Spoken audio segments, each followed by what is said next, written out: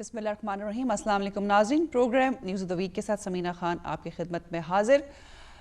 जैसा कि बहुत से लोग जो टेलीविज़न देख रहे हैं वो भी, और इंटरनेशनली जो हमारे व्यूवर्स हैं उनको भी पता होगा कि वर्ल्ड माइग्रेशन डे मनाया जा रहा है, और ख़ास तौर पर पाकिस्तानी कौंसलेट में कल जो ओपन डे था उस हवाले से मुनक्किद किया गया था, और आज भी इस हवाले से कुछ तकरीबात मुख्तलिफ जगहों पर हो रही है। लेकिन हमारे बहुत से लोग ऐसे भी हैं जिनको नहीं पता कि ये जो इंटरनेशनल माइग्रेशन डे है ये है क्या। इमिग्रेशन की जब हम बात करते हैं तो इस पर बहुत सी डिबेट्स हो चुकी हैं, इस पर सियासत हो रही है, इस पर पॉलिटिक्स हो रही है, यूके, यूरोप में, इवन राउंड द वर्ल्ड जहाँ पे भी आप देखते हैं आजकल की सियासत की बेस ही इमिग्रेशन माइग्रेशन पर होती है।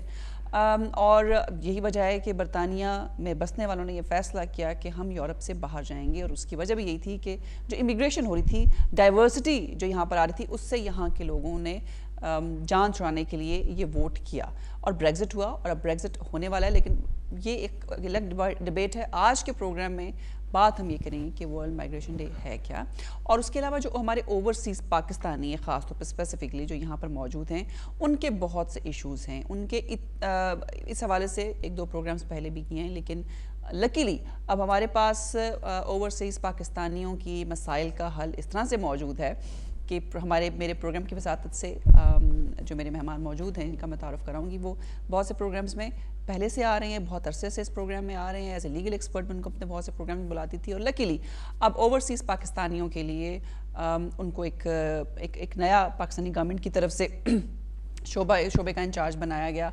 ओवरसीज़ पाकिस्तानी फाउंडेशन की जो चेयरपर्सन है उसका चेयरपर्सन उनको बनाया गया, तैनात किया गया, और जिससे मुझे खुशी इस बात की है कि इस टेलीविज़न के तवसत से, इस प्रोग्राम के तवसत से आप तमाम ओवरसीज़ पाकिस्तानियों के जो मसाइल हैं वो ना सिर्फ उन तक पहुँचेंगे, बल्कि वो जो सोल्यूशन है उनका वो ज़्यादा ईजी हो जाएगा। चंद हफ्ते पहले भी वो मेरे प्रोग्राम में मौजूद थे, आज फिर मेरे साथ मौजूद हैं बैरिस्टर अमजद मलिक साहब, जो कि चेयरपर्सन है ओवरसीज़ पाकिस्तानी फाउंडेशन के। इनको मैं वेलकम कहती हूँ। अस्सलाम वालेकुम जी। जी वालेकुम सलाम। कैसे हैं आप?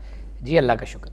और ये भी मैं बताना चाहूँगी जी कि मेरे जो दूसरे मेहमान थे आज के प्रोग्राम के, वो हमारे कौंसल जनरल थे मैनचेस्टर के डॉक्टर ज़हूर साहब। उनको कुछ काम पड़ गया है, होपफुली वो हमें प्रोग्राम में ज्वाइन कर लेंगे, और उनको बुलाने का मकसद ये था कि जब बात ओवरसीज़ पाकिस्तानीज़ की हो रही है तो उनके पास भी एक पोर्टफोलियो, और उनको यहाँ इसलिए भेजा गया कि ओवरसीज़ पाकिस्तानीज़ के अगर कुछ मसाइल होते हैं या जो इश्यूज़ होते हैं उनको यहाँ बैठ के उनको डील किया जाए और उनको मसाइल से या मुश्किलात से निकाला जाए। तो अगर वो आएंगे तो हमें प्रोग्राम में ज्वाइन कर लेंगे। अमजद मलिक साहब, पहले तो ये बताइए कि माइग्रेशन डे ये क्या है, क्यों ऑब्जर्व किया जा रहा है? ये this is the international day, United nation इसको सेलिब्रेट करती है, international migration day, with a view कि हम जो इमिग्रेशन के ऊपर जो बहुत ज़्यादा प्रेजुडिस है वो ख़त्म करें, फ्री माइग्रेशन या माइग्रेशन प्रोसेस में जो आसानियाँ पैदा हो सकती हैं वो करें, और माइग्रेशन को as a way of economic prosperity, peace, progress और टॉलरेंस के लिए इस्तेमाल करें। तो पिछले साल एक उन्होंने सितंबर में यूएन ने इसके ऊपर एक डिक्लेरेशन भी साइन की थी, ताकि द प्रोसेसेस जो हैं वो डिस्क्रिमिनेशन फ्री हों, ताकि हम बहुत ज़्यादा माइग्रेशन को नेगेटिव अंदाज में ना लें और अपने अपने मुल्क में इसको उजागर करें, और जो प्रॉब्लम्स आती हैं माइग्रेंट कम्युनिटी को उसको दूर करें। पाकिस्तान में भी इसके बारे में सोच थी कि हम इसको पॉलिसी लेवल के ऊपर, क्योंकि 80 लाख लोग मुल्क से बाहर हैं, तो हम इसको पॉलिसी लेवल के ऊपर सेलिब्रेट करें। ओपीएफ के बोर्ड ने बाकायदा इसकी मंजूरी दी कि हम पूरा वीक सेलिब्रेट करेंगे ये वाला माइग्रेंट वीक के नाम से, और 18 से इसको आगाज़ करेंगे। आज कल एम्बेसी में भी यहाँ तकरीब हुई है, वो बड़ा अच्छा था, इंटरफेथ मल्टी कल्चरल, तमाम लोगों के साथ मिलके क्रिसमस का त्यौहार और नए साल की एक दूसरे को ख्वाहिशात का इजहार करना। और हमारे आज वहाँ ओपीएफ में आज एक क्रिकेट मैच था, ड्यूरिंग द वीक एक डिबेट हो रही है ओपीएफ कॉलेज में, जिसमें लेफ्टिनेंट जनरल अब्दुल कयूम उसको चेयर करेंगे। I am chairing the concluding session जो 22 को होगा। वहाँ हम आईएलओ के तावन से वर्कर्स, जो ओवरसीज़ वर्कर्स हैं, उनकी कंट्रीब्यूशन टुवर्ड्स पाकिस्तान और उनका क्या किरदार है, उसके ऊपर बड़ा सेमिनार कर रहे हैं, और उसके ऊपर कुछ चंद ऐलानात भी करेंगे जो ओपीएफ जो है वो जो नए चीज़ें लेके आ रहा है। हम एक बुकलेट का आगाज़ कर रहे हैं ताकि माइग्रेंट वर्कर जो मुल्क से जाते हैं उनके पास एक किस्म का एक छोटा सा किताबचा हो जिसमें तमाम मालूमात हों कि कैसे एक्सेस टू सर्विस करना है। हम बड़ी देर से ये बात करें। फिर ओवरसीज़ पाकिस्तानी एडवाइजरी काउंसिल का क़याम है और कन्वेंशन अगले साल का। राइट। हमारे यहाँ आजकल बड़ी डिबेट होती है। अब देख, माइग्रेशन और इमिग्रेशन में थोड़ा सा फ़र्क है, इतना खास फ़र्क नहीं है, लेकिन इमिग्रेशन की डिबेट, जैसे मैंने पहले इंट्रोडक्शन में कहा कि आजकल दुनिया की सियासत अगर देखें तो सिर्फ इसी इमिग्रेशन पे हो रही है और इसको नापसंद किया जा रहा है। और ऐसे में एक ऐसा वीक मनाना या एक दिन मनाना माइग्रेशन का, ये मुझे दो मुतज़ाद चीज़ें लगती हैं। बिल्कुल। तो कैसे ऐसी सोसाइटी में जहाँ पर इमिग्रेशन से नो टू इमिग्रेशन था, जो ब्रेग्जिट हुई, उसमें हम कैसे लोगों को बताएं कि ये इंपॉर्टेंट है, इसकी क्या फायदे हैं? इसमें तीन चीज़ें हैं। देयर इज़ अ परसेप्शन कि माइग्रेशन बहुत बुरी चीज़ है, लेकिन इमिग्रेंट्स हैं। सो ये रियलिटी इज़ कि हमारे इर्द गिर्द हमारे मुल्क में, पाकिस्तान में भी, पाकिस्तान से बाहर 80 लाख लोग हैं।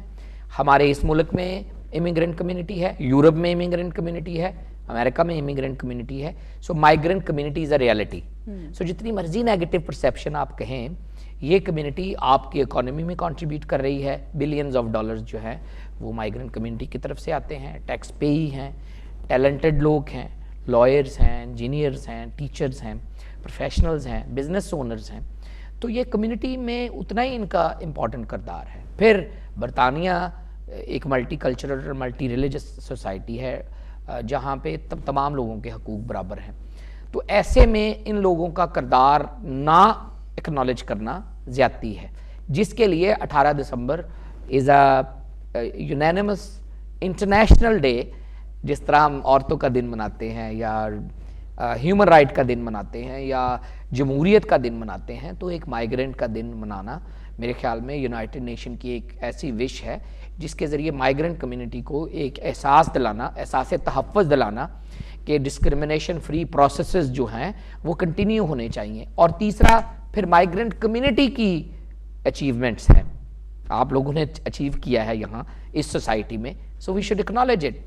आमिर खान बॉक्सर है, उसकी जो सक्सेसेस हैं वो उसकी स्पोर्ट्स है, not is family life. Then आपके पॉलिटिशियंस हैं, आपके सैकड़ों काउंसलर्स हैं, आपके मेंबर ऑफ पार्लियामेंट हैं, MEPs हैं। आपने इस सोसाइटी में पिछले 2 अशरों में जो तरक्की की है वो माइग्रेंट कम्युनिटी की तरक्की है। फिर इंडिविजुअल आप ले लें, और फिर तीसरे नंबर पे आती है कि हाउ यू कैन कंटिन्यू, आप कैसे ये रोल कंटिन्यू करेंगे कि आप अपनी इंडिविजुअल लाइफ में, कम्युनिटी लाइफ में, सोसाइटी में, कंट्री यहाँ और कंट्री बैक होम आप कंट्रीब्यूट कर सकें। और उसका दूसरा हिस्सा है कि आपकी जो जायज़ ख्वाहिशात हैं या आपकी जो जायज़ कंप्लेंट्स हैं या जो आपकी मतालबात हैं उसके ऊपर भी अमल होना चाहिए। So it's a two way traffic. It's not only acknowledging you और recognizing your work, but also taking on board what you want from this community and the community back home. Right. क्या ये जो perception आपने बताई है, ये हमारी community में इस अंडरस्टैंडिंग है इस परसेप्शन की? मेरे ख्याल में हमारी कम्युनिटी जो है इर्तकाई है, उसमें अभी कॉम्पैक्ट उससे लिहाज से एक्टिविटी है नहीं जिस लिहाज से होनी चाहिए। We are migrant community, we know that, we should be aware of it. लेकिन हमारी जिस तरह के हमारे कम्युनिटी सेंटर्स, जिस तरह की हमारी मसाजिद और जिस तरह का हमारा नेटवर्क है, उस लिहाज से पजीराई नहीं है। For example the church is celebrating last 4 weeks, क्योंकि क्रिसमस है तो बरतानिया में उन्होंने होमलेस का वीक मनाया है, उन्होंने एम्प्लॉयमेंट अनएम्प्लॉयड का वीक मनाया है, उन्होंने पावर्टी का वीक मनाया है, और इस week I think this Sunday, इसका मतलब है कि जो काम आप नहीं कर सकते उसका वीक मना लो। नहीं, यानी उन्होंने हर संडे चर्च ने मिलके एक एक चीज़ को एड्रेस किया है कि आज अनएम्प्लॉयड का दिन है, आज होमलेस का दिन है, आज उन लोगों का दिन है जिनके पास फूड नहीं है, और इस वीक शायद वो रेफ्यूजी डे वीक मना रहे थे।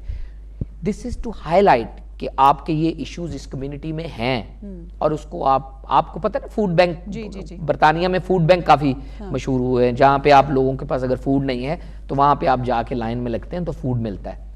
तो that is an idea of charity जिससे आप एक दूसरे के मसाइल हल करने में कंट्रीब्यूट कर सकते हैं। हमारी कम्युनिटी मसाइल हल करने में उस तरह प्रोएक्टिव नहीं है जिस तरह बाकी कम्युनिटीज़ हैं। बल्कि ना सिर्फ हल करने में बल्कि उन मसाइल को टेकअप करने में, अपने मसाइल का जिक्र करने में भी वो भी अवेयरनेस भी आप कह सकते हैं। एक कॉलर मेरे साथ हैं जी, अस्सलाम वालेकुम। अस्सलाम वालेकुम जी, मदर जावेद बोल रहा हूँ जी, हालैंड के शहर रॉटरडैम से। जी मदर जावेद साहब फरमाइए। ऑनरेबल गेस्ट से मेरा सवाल ये है कि 2004 में मुशर्रफ गवर्नमेंट और नीदरलैंड गवर्नमेंट के दरमियान एक मायदा हुआ था कि जी यहाँ पर जो बेनिफिट हैं, जो पेंशनर हैं ख़ास तौर पर, वो 100 अपने बेनिफिट जो हैं वो पाकिस्तान में ले सकते हैं। लेकिन उसके बाद आज तक इस मायदे पर इम्प्लीमेंट नहीं हुआ। कोई भी एमेस्टर आया उसको परसू किया गया। हालांकि 2 कम्युनिटी जो हैं उसमें सबसे ज्यादा रह रही है, मराकश और तुर्किश, उनके मायदे पर इम्प्लीमेंट हुआ है, लेकिन पाकिस्तान के मायदे पर अभी तक इम्प्लीमेंट नहीं हुआ। पाकिस्तान की जो एम्बेसी है उसको बारहा कई दफा परसू कर चुके हैं कि प्लीज आप अपनी एफर्ट करें।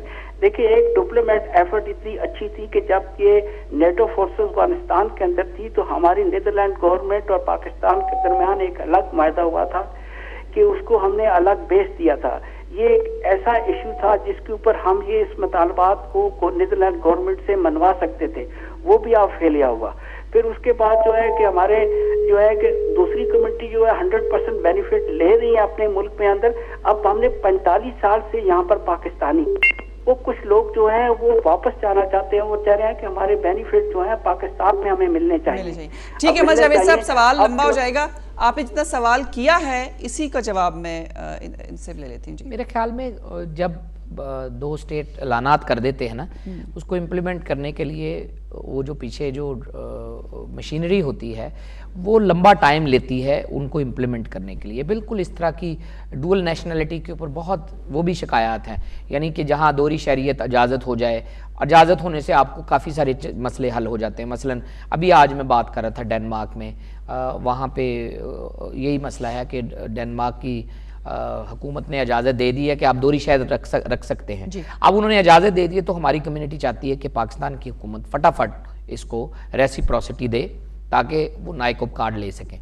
पाकिस्तान की हुकूमत में ये काफ़ी देर से 2 साल से चल रहा है, पेंडिंग है मामला, और हम इसको उठा भी रहे हैं। हाई कमिश्नर साहब जो वहाँ के हैं, मसरूर जनेजो साहब, उन्होंने भी हमें लिखा था और हमने उसको जो इंटीरियर मिनिस्ट्री है उसके साथ उठाया था। तो ये मामले बिल्कुल अच्छी बात है, आपका अगर कोई मसला नहीं हुआ तो आप इसको टेकअप करें और उसको पीरियडिकली फिर उठाते रहें। एज सच मेरे इल्म में नहीं है ये जो आज उन्होंने बताया है, आई डबल चेक इट और I raise it with the appropriate concern authority, लेकिन ये लिख के इसकी कॉपी मुझे भी भेजें और अपने सफारत खाने को भी दें और उनको कहें कि ये OPF के चेयर को भेजें ताकि हम इसको मुतल्लिका जो महकमा है उसको भेजें और उसके ऊपर रिपोर्ट लें कि क्यों नहीं ये हुआ।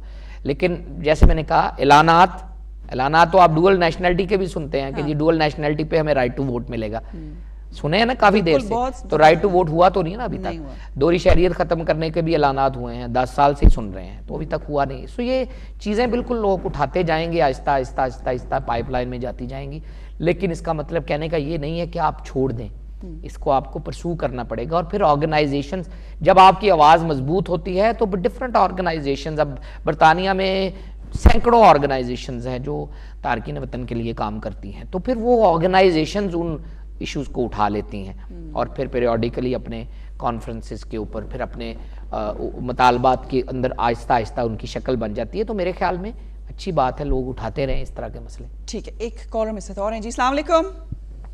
सलाम जी, क्या हाल जी, खैरियत है? बिल्कुल जनाब, कैसे हैं आप? खैरियत से साजिद साहब? जी अल्हम्दुलिल्लाह जनाब। मैं टीवी ऑन किया तो प्रोग्राम सुन रहा था, तो जिस तरह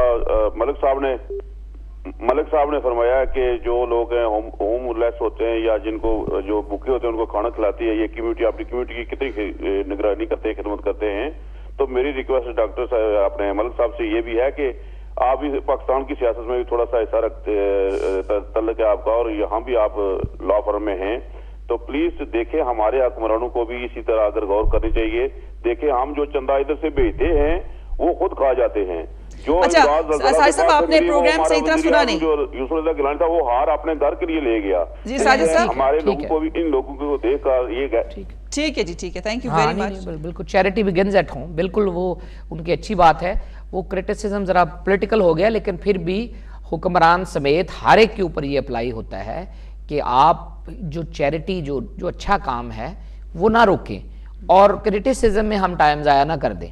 जो अच्छा काम हम कर सकते हैं, मैंने फूड बैंक की मिसाल इसलिए दी है कि हम अपने घर में रोटी खा के बैठे हैं तो ये ना समझें कि हमारे इर्द गिर्द हर लोग जो है शाम को खाना खा के ही सोए हैं।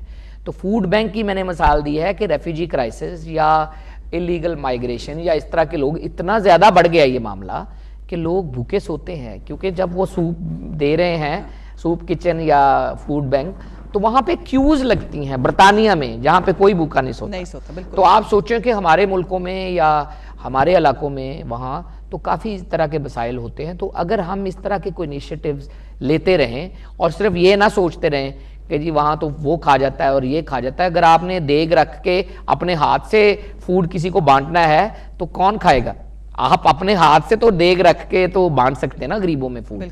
ये एक मिसाल है। मेरे कहने का ये मकसद है। मुझे फादर फलक का ये बड़ा अच्छा लगा इनिशिएटिव। उन्होंने कहा जी चर्च ने इस डेट को ये किया, इस डेट को ये किया, कल वो एम्बेसी में जब आए। तो ये मेरे कहने का ये मकसद है कि as a community on the whole हमारे बहुत सारे मसले हैं। हम यहाँ 10 लाख लोग हैं, हमारे पास बहुत बड़ा इंफ्रास्ट्रक्चर है, कम्युनिटी सेंटर्स का, ऑर्गेनाइजेशंस का, मसाजिद का, और हमें लॉक्ड अप इंस्टीट्यूशन नहीं होने चाहिए। उसमें इस तरह की कंजम्पशन होनी चाहिए कि लोगों के लिए अच्छे काम हो सकते हैं। एक कॉलर और हैं जी। अस्सलाम वालेकुम। सुमीना साहब, आपको और मलिक साहब को बहुत बहुत सलाम है। Thank you. तारकीन वतन की बात हो रही तो मैंने कहा कि मैं इनसे पूछूं कि एक वोट डालने के लिए भी कहा गया था कि बाहर के मुल्क के जो रेवेन्यू हम भेजते हैं, हम इतना मुल्क को चलाते हैं, हमारे पैसे से ये सारा चलता है जो फॉरेनर भेजते हैं, तो क्या इनको जब वोट के लिए किया था तो चौधरी इफ्तिखार ने टूटा सा जवाब उसी वक्त फौरन दे दिया कि नहीं, तो जज जो था उसका अपना जाती अमल क्या था, उसका जवाब सुनकर तो कितनी शर्मिंदगी उसको नहीं हुई कि मैं उन लोगों के लिए जो मुल्क को चलाते हैं उनको क्या जवाब दे रहा हूँ। दूसरा एक और मैं पूछना चाहता हूँ कि ये जो 2 साल के लिए अदालतें आई थी, उन्होंने क्या कमा हका वो अपना फर्ज अदा किया, और अब देखना ये इधर उधर से सब उठेंगे और कहेंगे ये जल्दी से अदालतें चली जाएं और वापस वही काम दोबारा शुरू करेंगे, और इन्हीं के MNA MPA जो बदमाश पालते हैं वही कत्ल कराएंगे, वही सिपा सभा, वही जैश मोहम्मद, ये जल्दी जल्दी फिर दोबारा वही काम शुरू हो जाएगा। अहमद साहब बहुत शुक्रिया, अदालतों को बहुत शुक्रिया आपका। दुआ करें कि ऐसा ना हो। बार ब्रेक लेते हैं, ब्रेक के बाद थोड़ा सा मलिक साहब आए हैं तो फ़ायदा उठाएंगे, थोड़ी सी ज़रा पॉलिटिक्स भी डिस्कस करेंगे इनके साथ, पाकिस्तान की भी, और ख़ास तौर पे हलब में जो जिस तरीके से एक जिसको के दोबारा एक नए हॉलोकॉस्ट का नाम दिया गया, इस पर भी बात करेंगे। और पाकिस्तान में भी कुछ सियासी गर्मा गर्मी ज़्यादा हो रही है। ज़रदारी साहब आ रहे हैं, उन्होंने ऐलान कर दिया बिलावल ने कि 23 दिसंबर को पहुंच रहे हैं कराची, और उनको लगता है कि उनके जो मुतालबात हैं उनके आने से पूरे हो सकते हैं, उनके बगैर उनके बस की बात नहीं है। ये बिलावल ने एक्सेप्ट किया है। इस पर बात करते हैं, but after this short commercial break.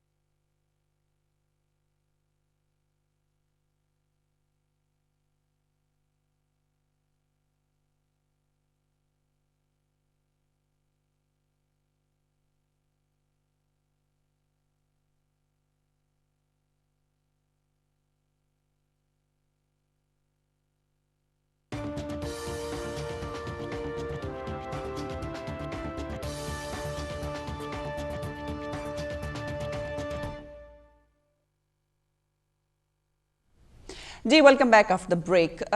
बहुत ही अफसोसनाक वाक़यात जो हल्ब में हो रहा है, और आप देख रहे हैं कि पूरी दुनिया की नज़र, इंटरनेशनल मीडिया की नज़र वहाँ पर है, और दुनिया अब डिस्कस ही कर रही है कि सही क्या और गलत क्या है, और कहाँ पर अगर जो पावरफुल इकोनॉमीज़ हैं, अगर वो किसी वाक़े को, बड़े से बड़े वाक़े को इग्नोर करना चाहें तो वो किस तरीके से कर सकती हैं। मलिक साहब, सीज़ फायर करने की कोशिश की गई, लोगों को निकालने के लिए यूनाइटेड नेशन ने इजलास भी किए, कहा भी, लेकिन कहीं ना बरतानिया ने, ना अमेरिका ने, ना वेस्ट ने, ना जर्मनी ने इसमें कोई इंटरेस्ट शो किया, और एक वाकई एक दूसरा हॉलोकॉस्ट है जो वहाँ पर हुआ है।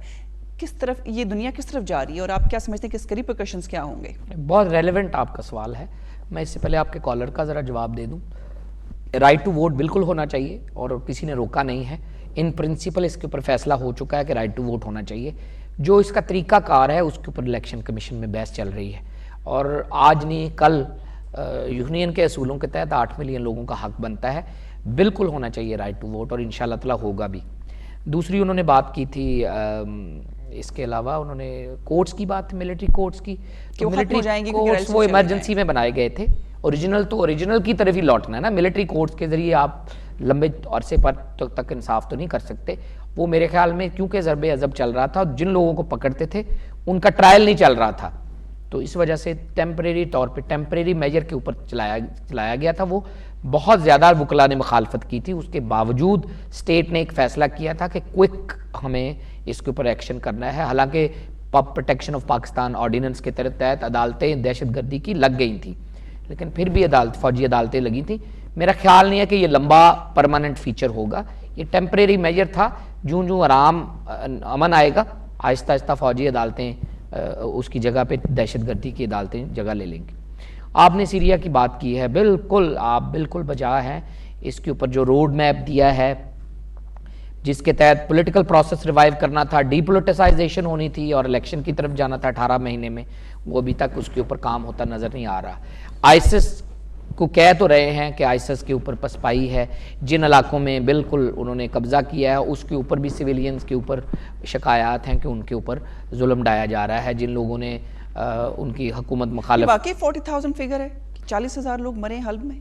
नहीं, प्रॉब्लम फिगर्स के ऊपर तो हो सकता है कोई ना कोई दो राय, लेकिन जो तरीकाकार वो अपना रहे हैं अपने ओपोनेंट को डिमोरलाइज करने का या उनको नुकसान सजा देने का, वो तरीका मरवजा असूल के तहत नहीं, ठीक नहीं है।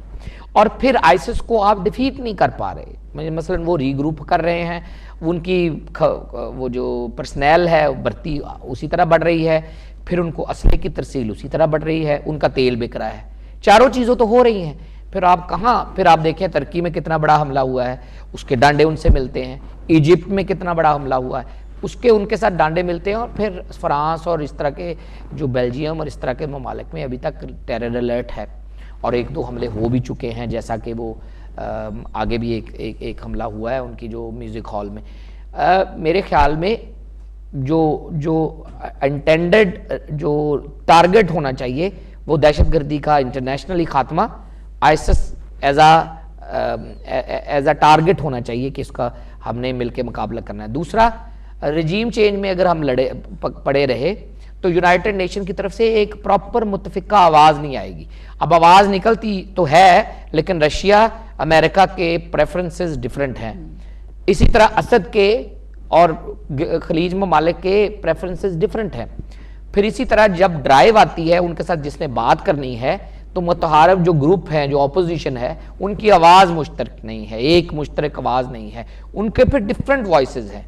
मेरे ख्याल में इसको United Nation led, Security Council led drive चाहिए, ताकि जो सीरिया में बढ़ता हुआ क्राइसिस है उससे पूरा यूरोप मुतासर है।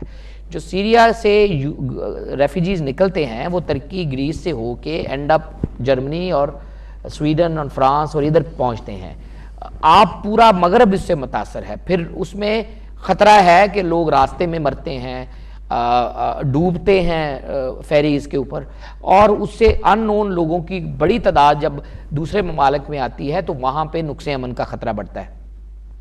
मैं समझता हूँ कोई इंटरनेशनल ड्राइव के बगैर इसका हल मुमकिन नहीं है, और ज़ेन की तब्दीली और बिल्कुल एक टारगेट रखे बगैर आप टेररिज्म को डिफीट नहीं कर सकते। लेकिन मुझे तो होता हुआ नजर नहीं आ रहा, आपको नजर आ रहा है कि इंटरनेशनल कम्युनिटी? मैं समझता हूँ इसके ऊपर जो पेशरफ्त हुई है वो हौसला अफजा है। ये पेशरफ्त आज नहीं हुई, कुछ 6 महीने साल से हो रही है। रोड मैप मुतहारफ जैसे अब लोग मर रहे हैं, दुनिया खामोश है, कौन मर रहा है और कौन खुशियां मना रहा है, इस पे भी बहुत बहस हो रही है। इससे और सेक्टेरियन वायलेंस का खदशा है बढ़ने का। देखिए ये असल कहा तो ये जा रहा है ना कि Asad is taking over the land जो उनके कब्जे से आईसिस ने छीन ली थी। बात इस बात पे निकल रही है जब आईसिस उसको टेक ओवर कर रही थी तो उस वक्त भी तो यही चीजें हो रही थी, आईसिस भी वही काम कर रहे थे। लेकिन जब country will take over their own land, issue तो निकलेंगे, इशू तो बनेंगे। मसला सिर्फ ये है कि रेड क्रॉस, डॉक्टर्स, जो लोग रिलीफ का काम करते हैं या जो यूनाइटेड नेशन की जो मुसद्दका जो टीमें हैं वो वहाँ पे होनी चाहिए और उनको अलाउड होना चाहिए। अगर आप हॉस्टाइल एनवायरनमेंट क्रिएट करेंगे तो इसका मतलब है आईसिस से जहाँ भी छीनी जाए जगह तो उसके ऊपर बात नहीं की जाए। तो ऐसा तो नहीं होगा ना किसी भी मुल्क में। अब पाकिस्तान फाटा में चीजें फाटा क्लियर करे तो बंदे वहां मरे तो आप कहें जी बंदे मर गए, इतने बंदे तो मरेंगे अगर आप जगह क्लियर करेंगे, दहशतगर्दों से ये क्लियर करेंगे। लेकिन आप ये देखें कि जब आप जगह क्लियर करें तो एज अ रिजल्ट वहां पे एथनिक क्लेंजिंग ना हो। जैसा आप देखें तुर्की में भी गोलन का अगर आप देखें तो तुर्की ने भी जब अपना मुल्क जो है कू के बाद टेक ओवर किया है प्रॉपर अच्छे तरीके से सिविलियन एडमिनिस्ट्रेशन ने, तो उन्होंने भी गोलन सिंपथाइजर्स को फारग किया है। अच्छा, इससे आपको सऊदी अरेबिया और ईरान में टेंशन बढ़ती भी नजर आ रही है? नहीं, मुझे ये लगता है कि अगर आपने इसको सिक्योरिटी काउंसिल के जरिए हैंडल ना किया, अगर इंडिविजुअली किसी ने हैंडल करने की कोशिश की तो ये टेम्परेचर जो है बढ़ जाएगा। उसके लॉन्ग टर्म असरात खित्ते में जो दहशतगर्दी के खिलाफ ड्राइव है वो साइड पे हो जाएगी, जो एंटी असद फोर्स है वो मजबूत होगी। ठीक है, जिससे वॉक ओवर मिलेगा उन टेररिस्ट नेटवर्क ऑफ फोर्सेस को कि वो रीग्रुप हों और हमलावर हों, क्योंकि वो वहां बैठ के आपका इंतजार नहीं कर रहे कि आप कंसेंसस डेवलप करके पॉलिटिकल सेटलमेंट करें। वो तो थोड़ी सी जगह मांग रहे हैं कि उनको रीग्रुप होने का मौका मिले और वो दोबारा हमलावर हो। अच्छा, पाकिस्तान की तरफ चलते हैं ज़रा। चौधरी निसार के हवाले से जो जस्टिस फाइद ईसा की रिपोर्ट आई है, पहले तो एज अ लीगल एनालिस्ट मुझे बताइए, आपकी उस रिपोर्ट से आप मुत्तफिक हैं? नहीं, मेरे ख्याल में जो हज़ारा में जो अमवात हुई हैं पिछले कुछ अरसे से, वकला भी हमारे शहीद हुए हैं कोयटा में। मेरा बहुत ज़ाती दोस्त बाज़ मोहम्मद ख़ान काकड़ वहाँ शहीद हुए हैं। सो हमारे दिल खून के आंसू रोते हैं उन शहादतों के ऊपर। पाकिस्तान में लेकिन पिछले जो वेव ऑफ टेरर है, Balochistan has been specially hit by terrorist. Kulbhushan को आप नज़रअंदाज ना करें कि वहाँ पे इंटरनेशनल फाइनेंस का टेरर डॉन एक डॉन काम कर रहा था, नेटवर्क काम कर रहा था, जिसको पाकिस्तान की सिक्योरिटी फोर्सेस ने पकड़ा है, डिफीट किया है, मुकम्मल फतेह नहीं हुई। ऐसे में किसी भी आदमी को आप बना के कहने के लिए कहेंगे तो जाहिर है क्रिटिसिज्म लॉ इन्फोर्समेंट के ऊपर भी आएगा कि जी आप रोकने में नाकामी हुई। अब आप खुदकश हमला आवरों को रोकने का अभी तक नुस्खा निकाला नहीं है किसी ने। ये तमाम जो वाक़यात हज़ारा कम्युनिटी के ख़िलाफ़, वकला के ख़िलाफ़, लॉ इन्फोर्समेंट के ख़िलाफ़ जितने भी वाक़यात हैं, इनमें ज़्यादातर लोग जो हैं वो दहशतगर्द हमलों में वो सुइसाइड अटैकर्स थे। लेकिन having said that, law enforcement के ऊपर ज़िम्मेदारी ऑटोमेटिक ही आएगी। तो इसके ऊपर मेरा ख्याल चौधरी साहब को भी नहीं गुस्सा करना चाहिए। एक जज साहब ने जो फाइंडिंग दी है उसके ऊपर वो कह रहे हैं कि वन साइडेड है, मेरा मौक़िफ़ सुना नहीं। और लेकिन अगर कोई आदमी रिपोर्ट बना रहा हो तो it is always best to record the statements of the law enforcement के जो नुमाइंदे हैं कि इंटेलिजेंस फेलियर कहाँ है। अब आप ये तो ना कहें कि जी वज़ीरे जो दाखिला है उसका तो है, लेकिन जो लॉ इन्फोर्समेंट के इंचार्ज हैं उनका कोई कसूर नहीं है, या जो आईजी वहाँ थे तैनात, जो एफसी तैनात थी, जो फौजी अरकान तैनात थे, उनका कोई अमल दखल ही नहीं है। और फौज, आपको पता है पाकिस्तान में उस इलाकों में जहाँ पे दुश्मन मुल्क की एक्टिविटी राइप हो, वहाँ पे हम रूल आउट नहीं कर सकते फौजी इंटरफेरेंस को या लॉ इन्फोर्समेंट के इंटरफेरेंस को। बट हैविंग सेड दैट, मैंने ये कहा कि आप कमीशन की जो रिकमेंडेशन है उसको लेके आगे चलें। जैसे इंतहाई मखदूश हालात में हमने फौजी अदालतें बनाई, आइडियल तो नहीं था, आइडियल तो वही था कि दहशतगर्दी की आपकी अदालतें जो हैं उसको पंप अप करें, वो फोरेंसिक एविडेंस ले सकें, वो वीडियो लिंक ले सकें, वो पर्दे के पीछे से एविडेंस ले सकें, वहाँ पे विटनेस की प्रोटेक्शन हो, वहाँ पे जज साफ हों, 6 महीने में कार्रवाई हो और लोगों को कैफरे किरदार तक पहुँचाया जाए। लेकिन हमने आउटस्टैंडिंग सर्कमस्टेंसेस में फौजी अदालतें बनाई, 2 साल का अरसा गुजर चुका है, अब उसकी रिन्यूअल आई है, शायद एक आध दफ़ा आगे और एक्सटेंड हो, लेकिन आप भी कह रहे हैं, हम भी कह रहे हैं, ये परमानेंट फीचर नहीं है। बलूचिस्तान के हालात भी परमानेंट फीचर नहीं है। जिस तरह तरक्की वहाँ आ रही है, जिस तरह 2 दिन का जो सफ़र था 8 घंटे पे आ गया है, मोटरवे बन रही है, ग्वादर किक स्टार्ट हो रहा है, सी पैक गुजर रहा है, 400-400 किलोमीटर की लंबी सड़कें डुअल कैरेज वे बन रहे हैं। मेरे ख्याल में आने वाले दिनों में वहाँ जो बलूचिस्तान है वो अमन का गहवारा होगा। ये छोटी मोटी क्रिटिसिज्म चलती रहती हैं, ये सीखने के लिए होती हैं। बिल्कुल अगर मिनिस्ट्री को लगता है कि कोई चीज़ जो है थोड़ी सी हैवी हैंडेड है तो उससे अच्छा सीखे। इसका मतलब ये थोड़ी है कि वो कभी यानी उनकी जो प्रेस कॉन्फ्रेंस थी उनको नहीं करनी चाहिए थी, आप ये समझते हैं? जो प्रेस कॉन्फ्रेंस कर भी लें, लेकिन जो फाइंडिंग्स है वो तो चेंज नहीं कर सकती। एक क्विक कॉलर लेते हैं जी। अस्सलाम वालेकुम। हेलो, अस्सलाम वालेकुम। वालेकुम अस्सलाम जी। जनाब सामा साहब, मेरी अर्ज है, आप दोनों अच्छा शो कर रहे हो और मुझे बड़ा पसंद हुआ है, लेकिन जो बातें आपकी हैं सब सही है, लेकिन जो एक अपील करें आप, जो सीनियर लोग हैं आपका प्रोग्राम देख रहे हैं, उनके साथ जो उनके लोकल काउंसलर हैं और एमपीज हैं, उनके साथ वो मिलकर बैठकर और उनको पुश करे भाई पार्लियामेंट में जो मसले मसाइल आप डिस्कस कर रहे हैं वहां लेकर जाए और पार्लियामेंट कोई एक्शन ले। इस वक्त कश्मीर पे भी बहुत जुल्म और सितम हो रहा है, सीरिया में भी और यमन में भी बहुत जुल्म और सितम हो रहा है और कोई इंटरनेशनल लेवल से कोई एक्शन नहीं, स्पेशली यमन पे नहीं एक्शन ले रहा कोई भी। यूनाइटेड नेशन, ये मैंने कहा है, ये मैंने बात भी किया। Thank you very much. और बिल्कुल पार्लियामेंट, यहाँ के एमपीज ने एक इमरजेंसी सेशन तो बनाया था पार्लियामेंट का और वहाँ बात भी हुई।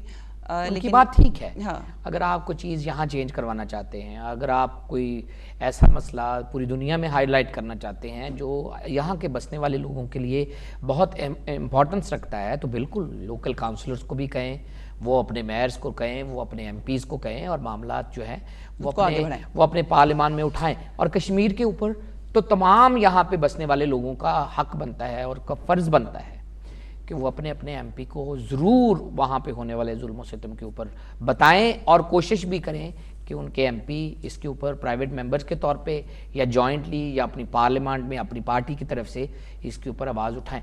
या अब इस वक्त जितनी कश्मीर को इंटरनेशनल वॉइस की ज़रूरत है, पहले कभी नहीं थी। ट्रू। अच्छा, आज बिलावल ने ये ऐलान किया है अपनी प्रेस कॉन्फ्रेंस में जी कि जरदारी साहब 23 दिसंबर को पाकिस्तान वापस आ रहे हैं। आप जरदारी साहब की वापसी को किस नज़र से देखते हैं? क्योंकि उन्होंने 4 मुतालबात रखे, पाकिस्तानी है, लेकिन उन्होंने इसको देखना सेंसेशनलाइज किया, उन्होंने कहा कि 4 मुतालबात हमारे हैं। पाकिस्तानी है, सदर है सबका, इतने अरसा क्यों नहीं आए? इलेक्शन टाइम आ रहा है, आगे 2018 में इलेक्शन आ रहे हैं, उनकी पार्टी है, उनका बेटा पार्टी में इलेक्शन लड़ेगा, नया पार्टी चेयर बने हैं, तो जाहिर है उनको कुमक भी चाहिए होगी। तो ये कोई नई बात नहीं है, अगर वो आते हैं तो वेलकम, पाकिस्तान सबका है। तो जरदारी साहब को हम क्यों अफोर्ड करेंगे कि वो मुल्क से बाहर ही बैठे रहें? लेकिन जरदारी साहब वाज नॉट रिक्वायर्ड कि वो आए भी, तो उनकी मर्जी है, जब जाएं। लेकिन 4 मुतालबात रखे हैं उन्होंने, मुतालबात तो पीपल्स पार्टी ने रखे, और उसमें टॉप ऑफ द लिस्ट है चौधरी निसार इस्तीफा दें। चौधरी निसार का नहीं है, वजीर खारजा बनाने का है। वजीर, उन्होंने कहा जी वजीर दाखिला जो है वो इस्तीफा दे, वो तो बड़ी देर से कह रहे हैं। हाँ, वही इन मुतालबात में ये मुतालबा भी है उनका। हुकूमत तो मियां नवाज शरीफ साहब चला रहे हैं ना, तो इस्तीफों से नहीं चलता ना। लेकिन पनामा के हवाले से ऑलरेडी हुकूमत के ऊपर बहुत प्रेशर है, क्रिटिसाइज किया जा रहा है जी। मेरे ख्याल में जी डॉक्टर ज़रूर साहब आ गए और कहा जा रहा है कि आप प्लीज़ तशरीफ़ लाएं और आप भी ज्वाइन करते हैं। जो मेरा सवाल था वो ये था कि जो गवर्नमेंट के ऊपर जो प्रेशर था वो ऑलरेडी पनामा के हवाले से प्रेशर था, वो बिल्डअप हो रहा था, अभी भी है pressure. Supreme court chief justice की तब्दीली के बाद आपने देखा कि खुर्शीद शाह साहब ने तो पार्लियामेंट में बैठ के कह दिया कि आपका कहा जा रहा है कि आपका चीफ जस्टिस आ रहा है, सब जुडिस है, फिर जरदारी साहब आ रहे हैं। तो ये सब चीजें, जरदारी साहब का तो पनामा से कोई तल्लुक नहीं, मेरे ख्याल में पनामा भाई वो प्रेशर डालेंगे गवर्नमेंट पे, इसलिए आ रहे हैं। बिलावल ने कहा है कि उनके बगैर हमारे मुतालबात माने नहीं जाएंगे। पनामा जो है उसके ऊपर जो है अदालती फैसला अभी हम वेट कर रहे हैं, वो शायद कमीशन बने या ना बने या अदालत दोबारा सुने। साकब निसार साहब अभी चार्ज ले लेंगे end of December early January, तो वो तो सब जुडिस है, वो तो कोई इतना इशू नहीं है, वो तो चलता रहेगा। लेकिन जरदारी साहब को हम वेलकम करते हैं, आए पाकिस्तान में, पाकिस्तान उनका है, पूरे सदर रहे हैं 5 साल, दडल्ले से 5 साल उन्होंने सदारत की है, उनका पूरा। यानी आपको उनकी एंट्री जेम्स बॉन्ड एंट्री नहीं लग रही, आप कह रहे हैं आए कोई बात नहीं, मुझे तो लगता है कि कुछ अगर वो आ रहे हैं तो आते जाते रहते हैं ना। अब आप इसको खबर तो ना बनाए ना, वो उनका मुल्क है, अगर वो खबर बन पाकिस्तानी गई, है, अगर वो खबर बन पाकिस्तानी है, वो पाकिस्तान के सदर रहे हैं, वो पाकिस्तान वापस आ रहे हैं, तो उनको खबर तो ना बनाए, वो जेम्स बॉन्ड की वापसी तो ना करें वो। अच्छा, वैसे लगता है आपको कि 23 सितंबर को वैसे ही लोग जाएंगे उनको रिसीव करने? 27 दिसंबर को अगर आप हिस्ट्री देखें, जैसे नहीं, मेरा सवाल 27 दिसंबर अच्छा, को मेरा सवाल, मैडम ये मेरा सवाल नहीं है, मेरा सवाल ये है कि 23 दिसंबर को जब जरदारी साहब आएंगे, कराची एयरपोर्ट पे उतरेंगे, तो क्या वैसे ही जम्मे गफीर आएगा जैसे बेनजीर भुट्टो को लेने लोग आए थे? ये सवाल लोगों ने बिलावल से भी किया था। जाएंगे, घर चले जाएंगे, मेरा नहीं ख्याल वो प्राइवेटली आएंगे, प्राइवेट चले जाएंगे, वो मेरा ख्याल इतनी बड़ी एंट्री को पसंद नहीं करते। लेकिन 27 दिसंबर को वो हमेशा गड़ीशा खुदा बख्श में प्रोग्राम करते हैं, और हमेशा से जब वो सदर भी थे तो वो वहाँ खताब करते थे। तो बेनज़ीर साहबा की शहादत है तो उनका पूरा हक है, हम भी उनके लिए दुआगू हैं बेनज़ीर साहबा के लिए। तो वो आते हैं, अगर वो अपनी कंडोलेंसेस और उसके ऊपर वो इवेंट करते हैं तो हमें उस तनाज़र में देखना चाहिए। ठीक है। अच्छा जी, अब हमारे दूसरे मेहमान देर से आए हैं लेकिन ज्वाइन किया है उन्हें हमें डॉक्टर ज़हूर अहमद साहब, जो कि कौंसल जनरल हैं मैनचेस्टर कौंसलेट के, इनको मैं वेलकम कहती हूँ। डॉक्टर साहब, आज जो प्रोग्राम था आप किसी वजह से नहीं आ सके इन टाइम, हम जो इंटरनेशनल माइग्रेंट डे जो है वो जो सेलिब्रेट हो रहा है उस पर हम बात कर रहे थे, और मुझे साहब ने भी इस से बात की। आपसे भी मेरा ये सवाल होगा कि जो आप एक वीक सेलिब्रेट कर रहे हैं, कल कौंसलेट में भी एक डे जो था वो सेलिब्रेट किया गया, क्या वजह थी जो आपने ये इस दिन को सेलिब्रेट किया कौंसलेट में? देखिए जी, ये आलमी तारकीन वतन का दिन है, और ये बड़ा एक अहम दिन है, क्योंकि इसमें ये रिकॉग्नाइज़ किया जाता है कि ये लोग जो किसी भी वजह से एक मुल्क से दूसरे मुल्क में जाते हैं, वो उस मुल्क के लिए, जिस मुल्क में आते हैं उसके लिए भी एक रिसोर्स होते हैं, और जिस मुल्क को ये छोड़कर आए हैं उसके साथ भी उनका ताल्लुक़ होता है। तो ये दोनों ममालिक, जिस तरह यहाँ पे जो बरतानिया में जो कम्युनिटी है, ये पाकिस्तान और बरतानिया के दरमियान ताल्लुक़ का एक वास्ता बनती है, ये दुनिया में कल्चरल अवेयरनेस क्रिएट करते हैं, ये अपने ह्यूमन रिसोर्सेज के ज़रिए डेवलपमेंट का बाइस बनते हैं। बहुत सारी इनोवेशंस हैं जो तारकीन वतन ने की हैं। बहुत सारे लोग हैं जो अगर आप उनको गिनना शुरू करेंगे तो बहुत से ऐसे लोग जिन्होंने दुनिया में साइंस में, अदब में, मुख्तलिफ शोबों में जो कारहाय नुमायाँ सर अंजाम दिए, उनको इस जो है प्रोसेस से गुज़रना पड़ा। पाकिस्तानियों की हद तक मैं ये कहना चाहूँगा, और ख़ास तौर पर चूँकि मैं मैनचेस्टर में बेस्ड हूँ, तो जो हमारी जनरेशन्स हैं इस वक्त तीसरी चौथी जनरेशन के पाकिस्तानी भी हैं यहाँ पर, और वो प्रोफेशनल्स भी हैं जो कि पिछले 10-12 साल में यहाँ पर आए हैं।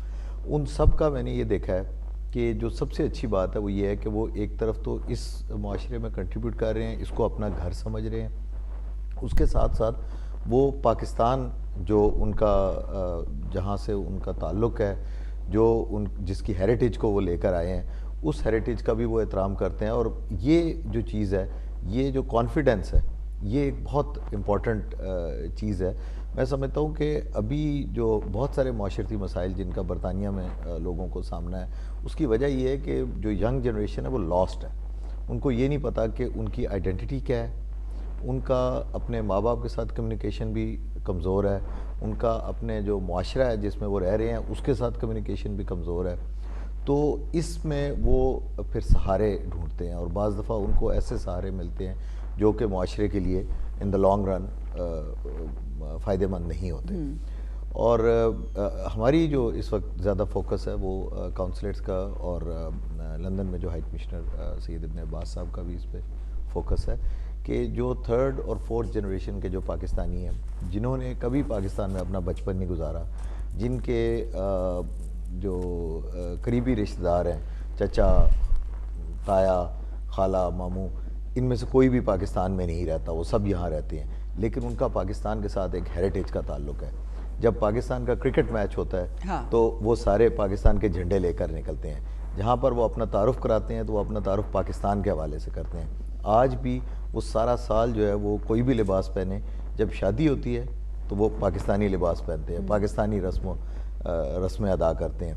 यहाँ पर हमारी माशाल्लाह एक क्रिश्चियन कम्युनिटी भी है और मैं उनके जब भी क्रिसमस पे गया हूँ, जो मैं बहुत फैसिनेट हुआ वो ये कि वो क्रिसमस को उस तरह मनाते हैं जिस तरह पाकिस्तान में हम लोग ईद मनाते हैं, बिल्कुल वही ड्रेसेस पहनते हैं, उसी तरह खाने खिलाते हैं, फैमिलीज जमा होती हैं। यहाँ पे क्रिसमस जो सॉरी आपकी बात काट रही, लेकिन पाकिस्तान में हमारे पास इतना बड़ा दिल नहीं होता कि हम खुले दिल के साथ उनकी खुशी में शामिल हों, या हम हो जाते हैं? जी नहीं, मेरा ख्याल है कि पाकिस्तान में जो क्रिश्चियन कम्युनिटी है उसको हमेशा एक इज़्ज़त की निगाह से देखा गया है। मैं आपके बारे में नहीं जानता, लेकिन मैं क्रिश्चियन स्कूल में पढ़ा हूँ, मैं क्रिश्चियन हॉस्पिटल में मेडिकल की ट्रेनिंग हासिल लेकिन ये की है। बहुत माइनॉरिटी है पाकिस्तान में, ज़्यादातर लोग उस तरीके से इंटीग्रेशन नहीं है जो हमें मानना पड़ेगा पाकिस्तान में, जितना इंटीग्रेट हम यहाँ कर रहे होते हैं पिछले 20 सालों उस तरीके से में इंटीग्रेशन काफी वहाँ change हुआ है। पिछले नहीं 20 है। सालों में माइंडसेट काफी चेंज हुआ है। कंप्लेंट्स तो उनकी बहुत हैं। हाँ, लेकिन Whenever complaints they तो listen, minority उनकी की आप कंप्लेंट्स complaints- नहीं, वो बहुत कंप्लेंट्स हैं उनकी। माइनॉरिटी कम्युनिटी कहीं भी होगी, हमें नहीं कंप्लेंट यहाँ की हुकूमत से, हालांकि यहाँ ये वेलफेयर लेकिन हम इक्वालिटी की कंप्लेंट इतनी नहीं करते जितनी। मेरे ख्याल में यहाँ पे आप रेस रिलेशंस के ऊपर अमल देखें और Steven But we Lawrence don't say it. देखें, हम या कहते स्टॉप नहीं है एंड ना। सर्च के फिगर्स देखें, लोगों को कंप्लेन होती है जब भी आप माइग्रेंट कम्युनिटी हो। लेकिन पिछले 20 सालों में हमारी जो ट्रीटमेंट टुवर्ड्स माइनॉरिटीज थोड़ा चेंज हुई है। पहले जो है हालात हौसला अफजा नहीं थे, लेकिन चीज़ें माइंडसेट तलीम के साथ साथ काफ़ी चेंज हुई हैं। और जैसा कौंसल जनरल साहब ने कहा है कि कल का जो इवेंट था वो it became an international event. यहाँ पे दूसरे तो मज़ाब के लोग आ रहे हैं, यहाँ आके हमारा ज़हन बदल एम्बेसी में गया। अपने बच्चे और अपनी फैमिलीज को लेके आ रहे हैं और त्यौहार सेलिब्रेट कर रहे हैं, नए साल की ख्वाहिशात उनके साथ शेयर कर रहे हैं, और एक फिर मैसेज ऑफ गुडविल एक दूसरे को दे रहे हैं, फिर कॉमनैलिटी ढूंढ रहे हैं कि हम दोनों कम्युनिटीज़ में क्या कॉमन है और कैसे हम टॉलरेंस का जो सबक है आगे लेके चले और आप अच्छी कदरें आके लेके चलें। तो बट इट्स गुड कि हम इंटीग्रेट जो कर रहे हैं यहाँ पे भी कर रहे हैं, और अगर पाकिस्तान में हो रहा है तो बहुत अच्छी बात है। बट ये इंटीग्रेशन बहुत इंपॉर्टेंट है, और मेरे ख्याल में आपको as a councillor I am sure कि आपको ज़्यादा खुशी होती होगी इस इंटीग्रेशन को देखिए, बिकॉज आप इन्हीं की वेलफेयर के लिए यहाँ मौजूद हैं। देखिए यहाँ जो मैं एक दफ़ा फिर वही बात जो आप कह रही थी उसको मैं कंटिन्यू करना चाहूँगा।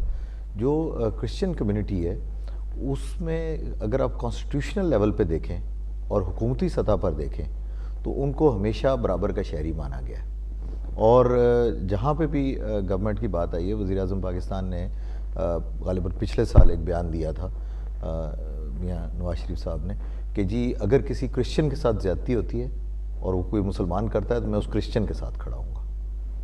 और कायद-ए-आज़म मोहम्मद अली जिन्ना ने, जैसा आप जानती हैं कि 11 अगस्त को जो उनका खिताब था उसमें उन्होंने ये वाज़े कर दिया था कि पाकिस्तान जो बना था वो इसलिए बना था कि उसके तमाम शहरियों को इक्वल पॉलिटिकल राइट्स हासिल हो। तो चाहे अब आप गिरजे में जाएं, चाहे आप मंदिर में जाएं, चाहे मस्जिद में जाएं, शहरी होने की हैसियत से आप बराबर हैं।